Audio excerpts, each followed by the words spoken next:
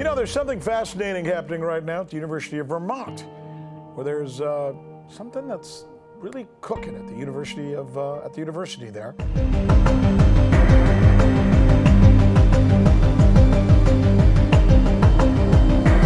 A team of scientists say that they have created the world's first living, self-healing robot. Living, self-healing robot. Yeah, I have questions too. We thought you would. A real living, self-healing robot that can walk, swim, and survive on its own. It may sound like something of the future, but scientists from the University of Vermont say it is being created right now. They call it the Xenobot, a collection of stem cells harvested from the embryo of the African clawed frog, used by a supercomputer to make a micro-robot so small it's less than 1 millimeter wide. One of the lead scientists involved in the research at the University of Vermont described the creation by saying, quote, "These are novel living machines. They're neither a traditional robot nor a known species of animal. It's a new class of artifact, a living programmable organism." An algorithm focused on creating random designs based on simulating the contractions of heart and skin cells generated a series of tasks, and the most successful options were then made out of living cells from frog embryos. The research team, which includes biologists from Tufts University, said their goal was to design completely biological machines from the ground up for the first time ever. They noted that while technologies made from steel, concrete, and plastics can produce harmful ecological effects as they degrade over time, xenobots are biodegradable, and when they are finished with their designated tasks, they turn into dead skin cells. As for the question of how these living robots can potentially be used, scientists say this creation is just the beginning, noting that future versions of the robots might be deployed to clean up microplastic pollution in the oceans, locate and digest toxic materials, deliver drugs in the body, or remove plaque from artery walls. In other words, the team behind the world's first living robot has hope that with this tiny blob of skin cells, the possibilities are endless. In Washington, Rachel Blood.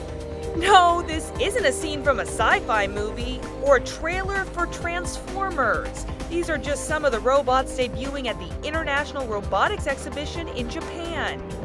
And the newest gadgets and technology displayed this year are supposed to encompass the fair's 2019 theme of the way towards a friendlier society bridged by robots. One popular demonstration is by this 6-foot, nearly 190-pound robot called Kaleido. The 6th generation version is supposed to venture where humans cannot. And check out this machine called Morpheus. The robot plays ping pong with you. The company behind it says it's equipped with the latest state-of-the-art sensors. It also can reportedly track your movements and where the ball is in real time so it can act quickly to respond. And if you didn't get a puppy this holiday season, you may soon be able to bring home this 4-legged robot that can walk and roll over. There's plenty of humanoid robots, as well as devices made to help humans like this Will-Next robotic chair and luggage rack. The next conference will be in 2021. Iraq, a country the petrodollar has done quite the number on. The Trump administration is warning now, threatening even, Iraq, if you kick out U.S. troops, we will cripple your economy. If it sounds like a threat, it's because it is. How is it that the United States says it's going to do this, cripple the economy? What's it doing? Well, according to Iraqi officials, the Trump administration warned the Iraqi government that it risks losing access to a very critical bank account if Baghdad does actually kick out those U.S. forces from its soil. This apparently was conveyed to the Iraqi prime minister in a call from the State Department on Wednesday. That's according to official in his office, and that's according to the Washington Post. But to be clear, its own bank account. That's right. Its bank account in the New York Federal Reserve Bank. So it would be like me telling you, I'm going to go to your bank and tell them you can't have your money. That's right. So it is Iraqi money. That's the Iraqi government's money. This is the central bank of Iraq, right? This is the central bank that was established in 2004 after the 2003 invasion, right? So the Wall Street Journal says that a spokesman for the Iraqi prime minister didn't respond to a request for comment, neither did the Iraqi central bank itself, and neither did its embassy in Washington. They said the same thing for the U.S. State Department and the Federal Reserve Board. And now this is all because, as we know, earlier in the month, the Iraqi parliament voted to kick out all of the U.S. troops from its soil after the assassination assassination of General Soleimani. But here's what President Trump said on Fox just a couple days after that. He said that he would not expel the U.S. troops from Iraqi soil unless Iraq pays U.S. back for its investment, like the military bases and the embassies. He said, quote, "We have a lot of their money there right now, $35 billion of their money right now sitting in an account. And I think they'll agree to pay. They'll agree to pay, otherwise we'll stay there." So, does sound like a threat. Yeah, that's funny. Thousands of Marines head to the Middle East on Navy ship as Iran pledges retaliation. The United States Navy's amphibious assault ship with more than 2,000 Marines on board is heading to the Middle East, reports said Saturday. The unconfirmed reports suggested the U.S. military redirected USS Bataan to the Middle East after a joint Navy exercise with Morocco was cancelled. The 26th Marine Expeditionary Unit aboard the vessel was heading to the region amid heightened tensions in the wake of the killing of a top Iranian general. On Friday, U.S. defense and military officials said to the media that Washington will deploy some 3,000 soldiers from the immediate response force of the 82nd Airborne Division to the Middle East. The amphibious assault ship and Marines are conducting routine operations while demonstrating the inherent flexibility of our naval forces. Lieutenant CMDR Matthew Comer, a spokesman for U.S. 6th Fleet, told USNI News, "For operational security reasons, we do not discuss future operations." Once the Marines and the Army's 1st Brigade combat team from the 82nd Airborne Division arrive in the region, the number of troops sent to the Middle East since May will approach 20,000. And hello again, everybody. I'm Rick Sanchez. Boy, this is just unbelievable. It just doesn't stop, right? We're going to begin our newscast tonight once again with new video of the Iranian missiles actually striking the Ukrainian airliner. The New York Times has just released this video, which makes the shoot down really much more clear. Watch it. See the first missile coming from the right of your screen? And now it goes across the top of the horizon. This is missile number 1, by the way. You notice that right there, it doesn't really make an impact. It says impact, but at least not an impact with anything of substance, right? I mean, but here comes the second one. Now pay particular attention to the missile again. It's going to be, there's the plane on the left of your screen. Here comes the missile. It's shot from the ground. There's the Ukrainian airliner, and this is really tough to watch, but it's the reality of the circumstances. This is what happened when those folks on that plane lost their lives. Right there's the impact as the missile hits the plane, then the plane starts to head down, tries to make it back to the airport, but it doesn't, and everyone perished. Wow. And the killing of all 176 on board, the first sign of Iranian accountability. In the weekly briefing by Iran's judiciary, which was also the first media conference since the disaster, confirmation of the first arrests, but no details on who they are. A vast investigation is underway and many people have been questioned and some people have been arrested. The investigation is still ongoing. President Hassan Rouhani is describing the downing of the Boeing 737 as an unforgivable error. It happened while Iranian air defenses were on alert, soon after the firing of a barrage of missiles at a U.S. base in Iraq. The Iranian leadership has faced 3 days of protests for denying involvement in the airliner attack. As international pressure grew, the Revolutionary Guard eventually admitted on Saturday that the jet was shot down by mistake. Rouhani says anyone responsible will be punished, but no single person could be blamed. This incident was without precedent in the history of our country. There has never been a time when a person in charge of our air defense systems or an officer has committed such an error against a passenger plane in the country's capital and so close to the international airport. While sympathizing with all the dear families that were hit by this major tragedy, I tell them that we will continue this path until discovering all the aspects of the incident and punishing those involved.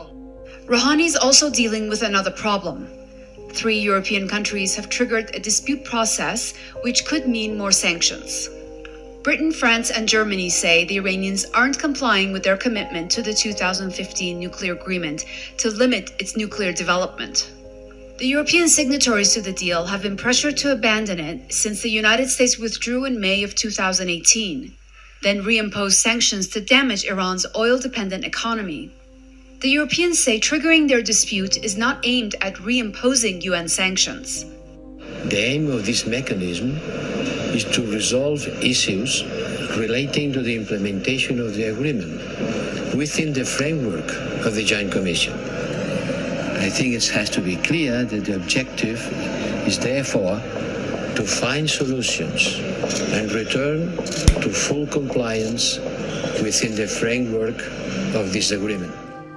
There's another part of this story that we're going to bring you tonight, and this also, in fact, we have a lot of material on this story, kind of an offshoot to what you just saw. We also have a bevy of guests to get to, but I really think tonight it's incumbent upon us to stay on this Iran and Saudi Arabia detente story, really for three reasons. One, as we reported here last night, because that detente appears to be the real reason that Iran's military commander was assassinated by the U.S.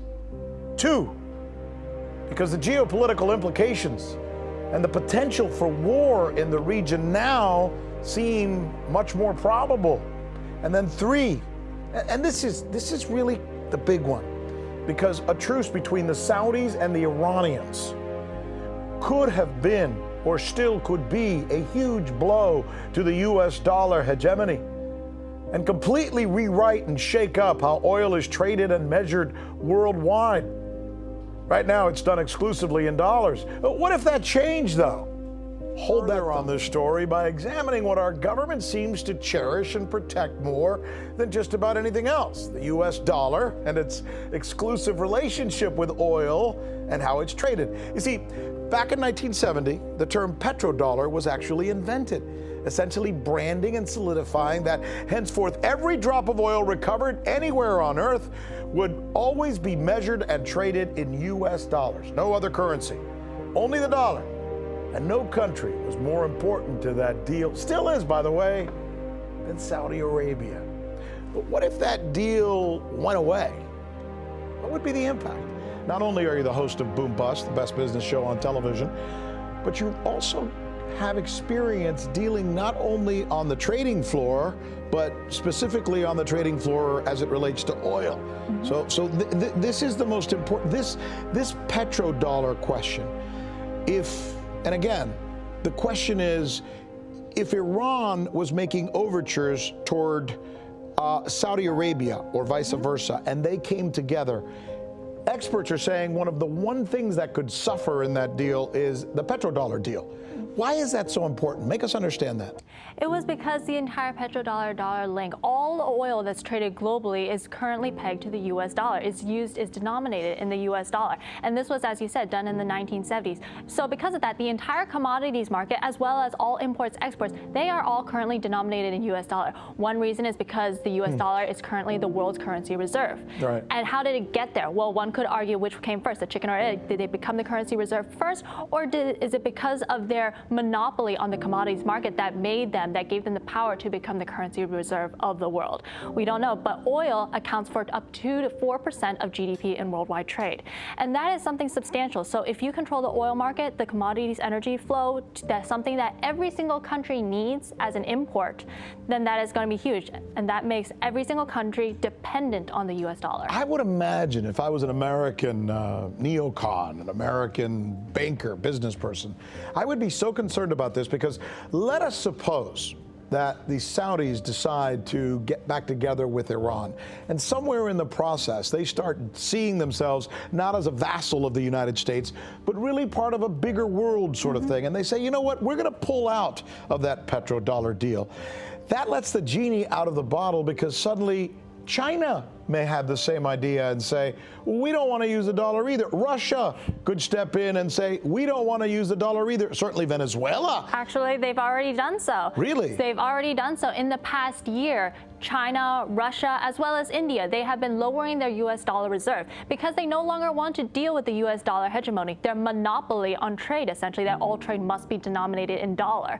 So because of that, China and Russia have already started trading commodities and as well as other exports in their own currencies, the ruble and the RMB. And it makes perfect sense for the countries to use their own currencies. So Russia also traded with India, and they successfully completed their trades in 2019. Venezuela and Iran. Venezuela wants to move to their own Petro coin, which is a blockchain cryptocurrency denominated in oil that they're currently using to get around the US dollar as well. So these individual countries, they all want to use their own currency. They no longer think it's fair or it's needed to use the US dollar. And of course, the Saudis are the Mac Daddies in all of this because they have the biggest oil reserves. Exactly. So Russia, President Putin, he's actually been calling for all the countries to drop the US dollar simply because the US has been accumulating too much power. He's actually been calling for this for over 5 years, but none of the countries really listened to them until in 2019 when the US started to unilaterally issue sanctions that weren't really justified. So now all the countries are starting to pay attention, and because of that, China follows suit, India follows suit, and also Europe. Most of the trading there is all done in euros now instead of the US dollar. That's